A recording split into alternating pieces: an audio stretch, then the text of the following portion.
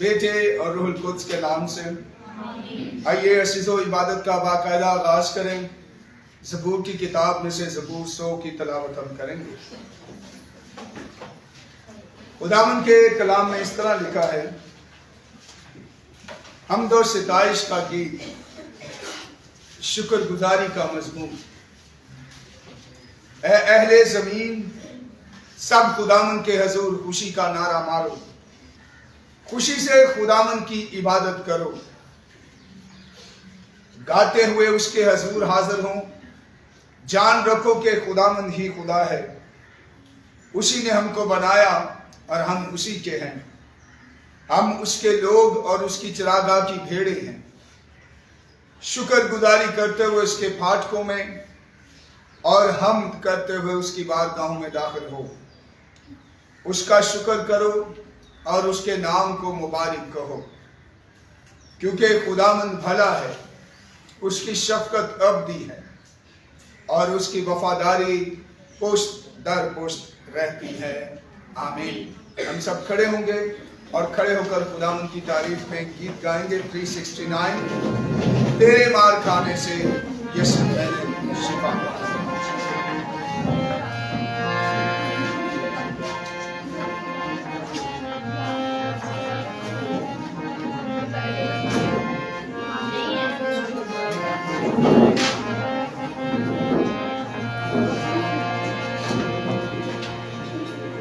तेरे मार खाने से यीशु मैंने शिफा पाई है। तेरे मार खाने से यीशु मैंने शिफा पाई है। तेरे खून बहाने से मिली मुझको रिहाई है। तेरे खून बहाने से मिली मुझको रिहाई है। रहम का साथ है,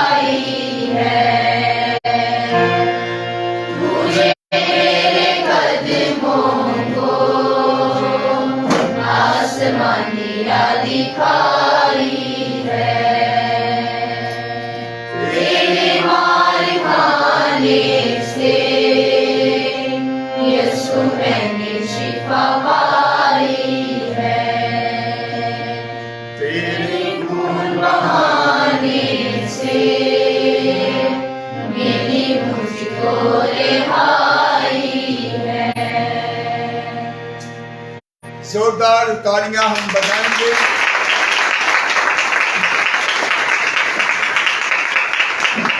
ऐसे अजीम खुदा के लिए जो हमसे मोहब्बत करता है और उसने अपनी मोहब्बत के सबूत में अपने बेटे यीशु मसीह को इस दुनिया में भेजा, और खुदावंद यीशु मसीह ने रज़ाकाराना तौर पर अपनी जान दी है।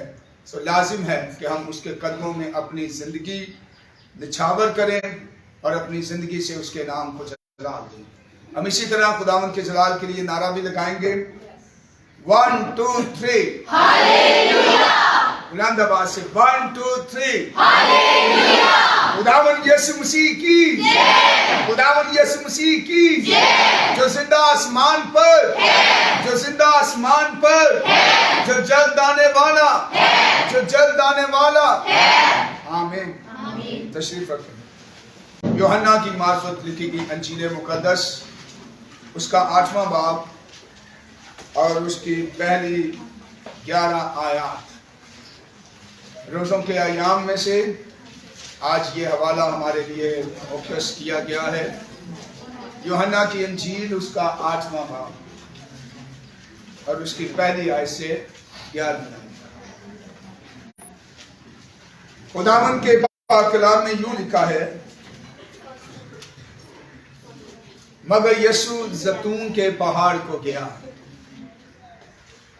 सुबह सवेरे ही वो फिर हैकल में आया और सब लोग उसके पास आए और वो बैठकर उन्हें तालीम देने लगा। और फकीह और फरीसी एक औरत को लाए जो जिना में पकड़ी गई थी, और उसे बीच में खड़ा करके यीशु से कहा, ऐ उस्ताद, ये औरत जिना में ऐन फेल के वक्त पकड़ी गई है। तो रात में मूसा ने हमको हुक्म दिया है कि ऐसी औरतों को संसार करें। बस तू इस औरत की निस्बत क्या कहता है? उन्होंने उसे आजमाने के लिए ये कहा ताकि उस पर इल्जाम लगाने का कोई सबब निकाल दे। मगर यीशु झुककर उंगली से जमीन पर लिखने लगा। जब उससे सवाल करते ही रहे तो उसने सीधे खड़े होकर उनसे कहा, जो तुम में बेगुनाह हो वही पहले पत्थर मारे। और फिर झुककर जमीन पर उंगली से लिखने लगा। वो ये सुनकर बड़ों से लेकर छोटों तक एक एक करके निकल गए और यीशु अकेला रह गया और वो औरत वहीं बीच में रह गई। यीशु ने सीधे होकर उसे कहा, ऐ औरत, ये लोग कहाँ गए? क्या किसी ने तुझ पर हुक्म नहीं लगाया? उसने कहा, ऐ खुदावंद, किसी ने नहीं। यीशु ने कहा, मैं भी तुझ पर हुक्म नहीं लगाता, जा फिर गुनाह ना कर। पाक कलाम के पढ़े और सुने जाने पर खुदावंद की खास बरकत। मेरे अजीज बहन भाइयों और बच्चों, ये खुदा का हम करते, तालीम देते और लोगों को खुदा का कलाम पेश करते। और यहाँ पर पहली ही आयत में लिखा है कि खुदावंद यीशु मसीह सुबह सवेरे फिर हैकल में आए और वहां पर लोगों को तालीम देने लगे। खुदावंद यीशु मसीह जब हैकल में तालीम दे रहे थे तो फकीह और फरीसी एक औरत को लेके आए जो गुनाह, बदकारी और जिनाकारी में ऐन फेल के वक्त पकड़ी गई थी। शरीयत में यह हुक्म है कि ऐसी औरत या मर्द जो बदकारी और जिनाकारी में पकड़ा जाए उसे जिंदा पत्थरों से संसार करके हलाक कर दिया जाए। यहूदी जो सोसाइटी थी वो मेल डोमिनेटेड सोसाइटी थी और ये गुनाह जो है किसी मर्द के साथ सरदर्द हुआ था, लेकिन उन्होंने मर्द को नहीं पकड़ा, इस औरत को लेकर खुदावंद यीशु मसीह के पास लेके आए। आज भी बहुत सारे मुकामात, जगहों, सोसाइटी में औरतों की हक तलफी की जाती है। लोग ये दावा करते हैं कि हम औरत को हकूक देते हैं, लेकिन ये महज बातें हैं। खुदावंद यीशु मसीह की तालीम दुनिया के तमाम मज़ाहिब में नजर, यहूदी सोसाइटी में भी ऐसा ही था। और चंद दिन पहले अफगानिस्तान की एजुकेशन मिनिस्टर है, उन्होंने बैन लगाया है औरतों की आला तालीम पर। औरतें एहतजाज कर रही हैं, लेकिन उनका बैन आला तालीम पर आज भी जो है वो कायम है। लेकिन खुदावंद यीशु मसीह मर्द और औरत दोनों को एक बराबर की हैसियत और मुकाम देते हैं। और पैदाइश की किताब में जिस खुदा को हम मानते हैं, उसने मर्द को और उसने इंसान को आदम और हवा, मर्द, नर और नारी के तौर पर पैदा किया है। कोई किसी से कमतर नहीं है, बल्कि वो दोनों बराबर हैं। और मर्द, औरत जो है वो इंसान, मर्द की जो है वो मददगार, मौबुन है, हेल्पर है, उसकी मातहत नहीं है। और यहां पर जब ये यहूदी माशरे के लोग इस औरत को लेकर आए, तो वो मुआशरे से बदी और गुनाह को खत्म करना नहीं चाहते थे, बल्कि वो खुदावंद यीशु मसीह को किसी इल्जाम में फंसाकर उसे मसलूब और कत्ल करना चाहते थे। ना इनको मर्द के साथ हमदर्दी थी, ना इसको औरत के साथ हमदर्दी थी, ना अपने शरीय अहकाम के साथ हमदर्दी थी। ये चाहते थे कि खुदावंद यीशु मसीह कोई ऐसी बात जो शरीयत के खिलाफ हो, हम उसको पकड़ें और खुदावंद यीशु मसीह पर फतवा दें और उसे कत्ल कर डालें, और खुदावंद यीशु मसीह का काम तमाम कर। खुदावंद यीशु मसीह ने जमीन पर लिखना शुरू कर दिया, और खुदावंद यीशु मसीह पर जब वो सवाल पे सवाल कर रहे थे, तो फिर खुदावंद यीशु मसीह उठे और खुदावंद यीशु मसीह ने ऐसा जवाब दिया जिनसे उनके पांव तले जमीन निकल गई। वो सोचते थे कि खुदावंद यीशु मसीह इसको संसार करने का हुक्म देंगे तो हम कहेंगे ये कितना सख्त दिल और जालिम है, इसे इस औरत पर तरस नहीं आया। और अगर इस औरत को छोड़ देंगे खुदावंद यीशु मसीह, तो हम कहेंगे कि इसने शरीयत को तोड़ा है, शरीयत के बरखिलाफ तालीम देता है, हम इस पर शरई तौर पर फतवा लगाएंगे। तो खुदावंद यीशु मसीह ने वहां पर जवाब दिया, हाँ, इस बुराई को, गुनाह को खत्म करने की जरूरत है, लेकिन पहले वो पत्थर मारे जो बेगुनाह। सब शर्म से पानी पानी हो गए, क्योंकि सब इस औरत से ज्यादा गुनहगार थे। आज भी हमारे मुआशरे में बहुत सारे लोग जो हैं वो लोगों के ऐब उछालते हैं, क्रिटिसाइज करते हैं, उनकी किरदार कुशी करते हैं, लेकिन वो अपने अंदर नहीं छानते। खुदावंद यीशु मसीह ने ये तालीम दी, तू अपने भाई की आंख के तिनके को क्यों देखता है, जबकि अपनी आंख के शतीर पर गौर नहीं करता। सो लोग बड़े जालिम हैं, वो किसी का एक गुनाह, एक कमजोरी अगर उनके हाथ में आ जाए तो वो बहुत उछालते हैं, लेकिन हमारा खुदा इंसानों के बेशुमार गुनाह मुआफ कर देता है, नेक और रासबास और बेगुनाह नहीं है। अगर कोई शख्स ये कहता है कि उसने गुनाह नहीं किया, तो वो खुदा के कलाम को झूठा ठहराता है। तुझ पर इल्जाम नहीं लगाया, उसने कहा नहीं खुदावंद किसी ने नहीं। खुदावंद यीशु मसीह ने कहा मैं भी तुझ पर इल्जाम नहीं लगाता। आज भी हमारे मुल्क के अंदर, अफगानिस्तान और बेशुमार ममालिक में मैंने खुद देखा है, आए दिन सोशल मीडिया पे ये वीडियो तस्वीरें आती हैं, औरत जिना में पकड़ी गई है, उसको कोड़े मारे जा रहे हैं, मर्द आज भी गायब है। और फिर लोग दावा करते हैं कि हम औरत की बड़ी इज्जत करते हैं।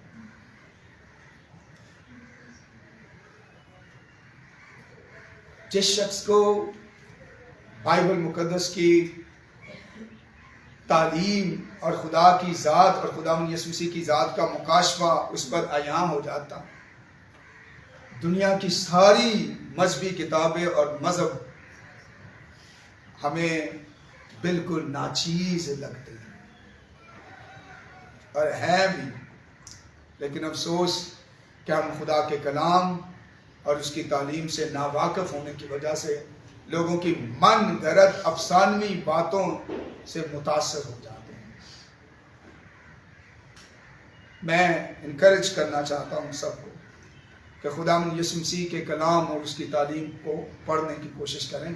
खुदावंद यीशु मसीह जैसी लासानी तालीम कहीं नजर नहीं आती। वो मोहब्बत मुआफ़ी से भरे हुए खुदा। आखिरी बात जो बड़े इख्तिसार के साथ करना चाहता हूं वो ये है कि खुदावंद यीशु मसीह ने इस औरत पर शफकत से नजर की। बहुत सारे लोगों की नजरें दुरुस्त नहीं होती और इस तरह की कमजोरियों से लोग फायदा उठाते हैं, लेकिन खुदावंद यीशु मसीह की नजर में शफकत थी। और खुदावंद यीशु मसीह की तालीम में यह है कि जवान औरत को बहन जानकर और बुजुर्ग को माँ जानकर मुकद्दस पौलुस रसूल ने यह तालीम दी है। लेकिन दूसरे बहुत सारे जो लोग दावेदार हैं उनके अंदर इस तरह की हया या इज्जत नफ्स या शर्म या अकीदत या एहतराम या पाकीज़गी जो है वो नजर नहीं आती। नकाब पढ़ने की कोशिश करते हैं और कहते हैं कि हमने इसको तहफ़्फ़ुज़ दिया है। नो, ये तहफ़्फ़ुज़ नहीं बल्कि अपनी जिनसी ख्वाहिशात की तकमील का जरिया इस किस्म की औरतों के मजबूरियों से फ़ायदा उठा के लोग करते हैं। लेकिन खुदावंद यीशु मसीह ने एक तो उसे मुआफ़ किया और दूसरा खुदावंद यीशु मसीह ने उसे ये तालीम दी कि दोबारा गुनाह ना करना। और खुदावंद यीशु मसीह ने उसे उसके गुनाह मुआफ़ करके उसकी ज़िंदगी बख्शकर और लोगों से उसकी जान बचाकर उसे सलामत रुखसत किया कि अपने घर जा। ऐसी खूबसूरत तालीम, ऐसा खूबसूरत अमल, ऐसा खूबसूरत किरदार हमें किसी में भी नजर नहीं आता।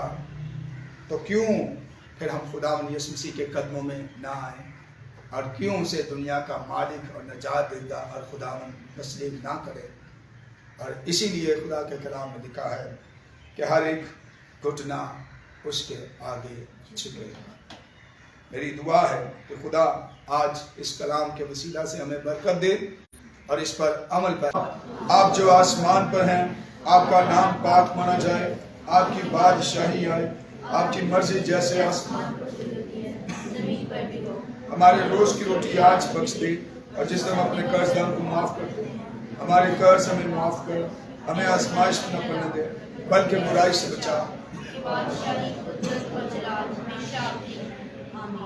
खुदावंद तुझे बरकत दे और तुझे महफूज रखे। खुदावंद अपना चेहरा तुझ पर जलवागर फरमाए और तुझ पर मेहरबान रहे।